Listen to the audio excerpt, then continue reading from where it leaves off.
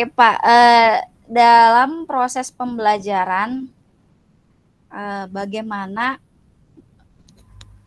menurut Pak Asep yang paling penting atau paling perlu untuk ditingkatkan Pak atau dikembangkan?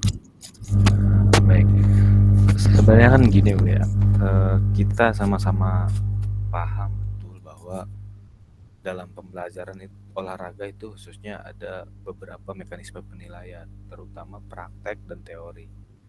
Nah, untuk penilaian teori bisa saja perempuan pengetahuannya sama rata dengan laki-laki gitu kan, karena mengutamakan pedagogi gitu.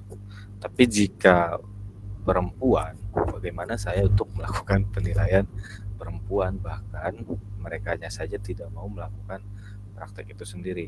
Bisa saja saya paksakan untuk melakukan praktek, ujian prakteknya. Nah, bagaimana melakukan praktek sedangkan mereka setiap harinya khususnya kelas 3 tidak mau praktek atau pembelajarannya tidak praktek apa yang dipraktekkan dan begitu. Baik Pak Asep. Jadi kalau untuk siswa yang perempuan itu mungkin karena mereka itu tadi ya Pak Asep yang Pak Asep bilang malu ya, malu sehingga ketika pengambilan nilai yaitu tadi praktek kebanyakan anak perempuan tidak dilaksanakan gitu ya Pak ya, tidak Kalau tidak tidak melaksanakan praktek. kan nilainya tidak maksimal. Oh iya betul. Baik Pak. Eh, dari permasalahan tadi, bagaimana eh, Bapak bisa memenuhi kebutuhan belajar murid murid Bapak di sekolah mungkin ya dengan tadi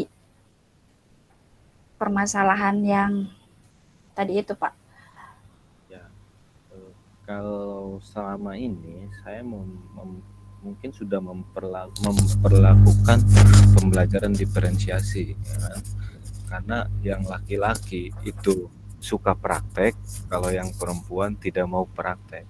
Kadang saya juga memisahkan metode pembelajaran laki-laki dan perempuan. Kalau laki-laki, ayo kita praktek secara langsung di lapangan, dicontohkan oleh temannya untuk melakukan contoh, misalkan senam lantai atau lari sprint, dicontohkan oleh saya, dicontohkan oleh temannya, kemudian tahapan-tahapan gerakannya mereka lakukan, kemudian saya amati mana yang benar mana yang salah gitu kan. Nah, namun untuk perempuan kan mereka tidak menggunakan baju olahraga, tapi tidak semua ya Bu ya. Ini khusus di kelas 3 saja. Kalau kelas satu Ya. kelas 2 masih mau berpakaian baju olahraga, meskipun agak risih-risih gitu, tidak maksimal lah geraknya gitu. Nah, di kelas 3 ini saya gunakan metode mereka oke di kelas tidak di lapangan. Pernah sesekali di kelas melakukan pembelajaran yang seperti apa? Kita menyediakan tontonan tentang cara melakukan senam lantai, artinya menggunakan media teknologi auditory dan visual itu. Nah, itu untuk yang perempuan dan memberikan materi-materi berkaitan dengan materi hari itu. Nah, kadang juga saya setelah mereka melakukan pembelajaran, ayo kita di luar, misalkan kita lihat teman-teman laki-lakinya melakukan praktek salah satu cabang olahraga itu. Kemudian perempuan mencermati, mengamati, kemudian mempresentasikan. Tadi saya melihat si Anu melakukan ini, kok dia lebih lambat gitu. Larinya, contoh misalkan lari dibandingkan si ini, padahal posturnya sama. Iya, kenapa itu? Oh, karena posisi kakinya tidak sesuai, Bu. Kalau di video tadi kan kakinya begini, lurus, kayaknya dia kurang tinggi. Nah, itu Bu, jadi untuk pembelajaran diferensiasinya. Oke, baik Pak. Berarti di sini Pak Asep sudah melakukan pembelajaran secara berdiferensiasi ya, yang menggunakan eh, video, menampilkan video kan. Baik Pak.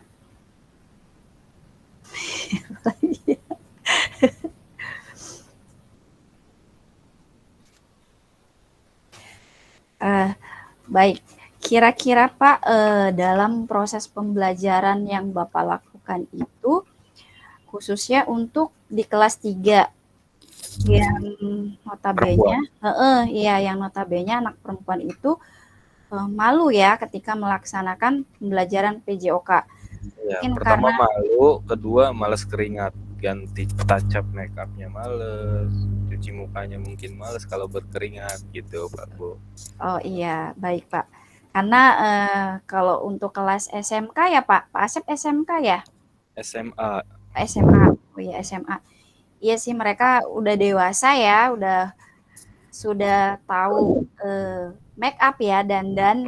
Jadi mungkin ribet mungkin ya, mungkin ribet menurut mereka harus ganti nanti setelah berkeringat harus make up lagi gitu kan Pak. Ya, tapi yang paling utama itu Bu, merasa malu atau tidak bergeraknya tidak bebas, berpakaiannya udah nggak mau aja berpakaian olahraga. Karena kan kesehariannya mereka menggunakan baju gamis ya Bu ya, baju panjang. Iya, Dan di sekolah juga seperti gamis itu, baju putihnya panjang dan besar. baik Pak.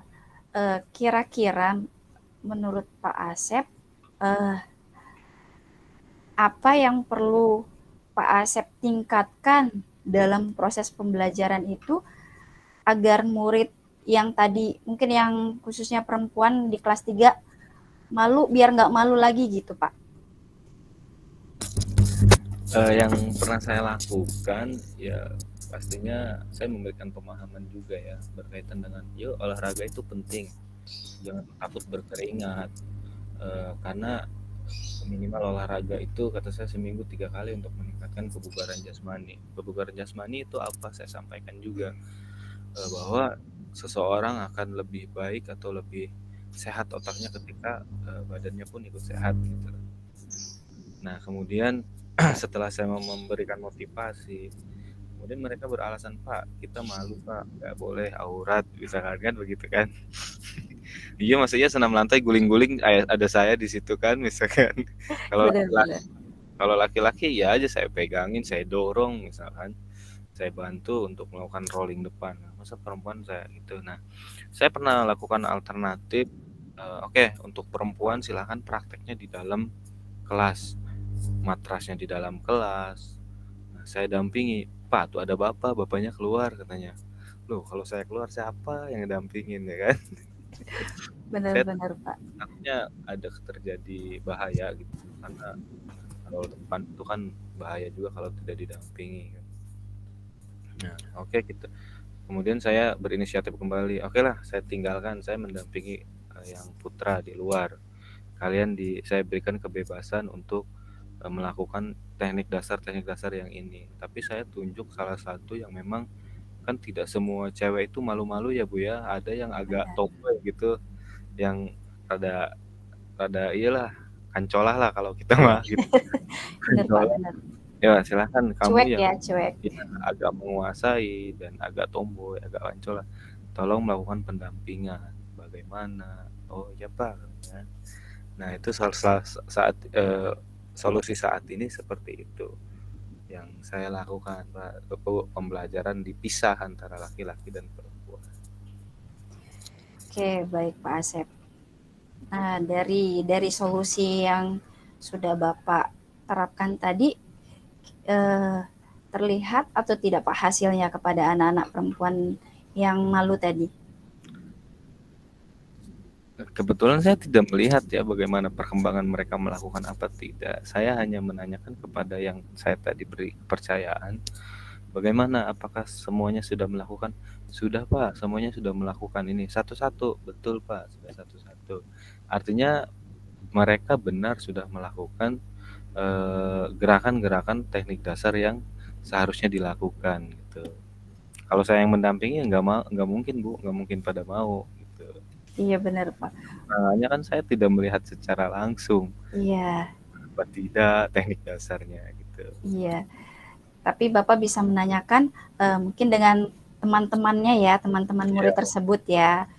Bahkan bisa itu Bu, saya pernah membuat instrumen kayak misalkan roll depan sesuai, tidak sesuai, sangat sesuai gitu. Berikan penilaian kepada mereka itu instrumennya itu. Atas nama siapa sesuai enggak gitu. Atas nama siapa sesuai enggak. Jadi kita tarik nanti jumlahkan, bukan jumlahkan eh ya kita kita rangkum, oh berarti ini sudah sesuai. Nanti kan teman-temannya melihat gitu satu persatu. Iya, ya benar Pak. Jadi secara nggak langsung melakukan penilaian antar teman ya. Nah, teman sejawat. Iya, antar teman sejawat. Eh, jadi agak agak sedikit apa ya Pak Asep? Mungkin Pak Asep pengen menerapkan pembelajaran yang maksimal ya Pak. Tapi karena itu tadi basicnya kan di apa tadi Pak di Pondok pesantren, Bu. pondok pesantren, ya benar di pondok pesantren yang memang biasanya kalau pondok pesantren itu kan laki-laki, khusus laki-laki gitu ya Pak. Perempuan-perempuan gitu ya. Ya betul, cuman kan di kelas kita kan kelasnya jumlah siswanya terbatas. Kalau dipisah jumlah laki-lakinya cuma ada berapa ya? 7 apa 8 gitu di kelas 3 itu. Kebanyakannya perempuan yang malah. Oh gitu, iya ya. Baik Pak Asep. Jadi Pak Asep sudah melakukan semua apa ya Baik.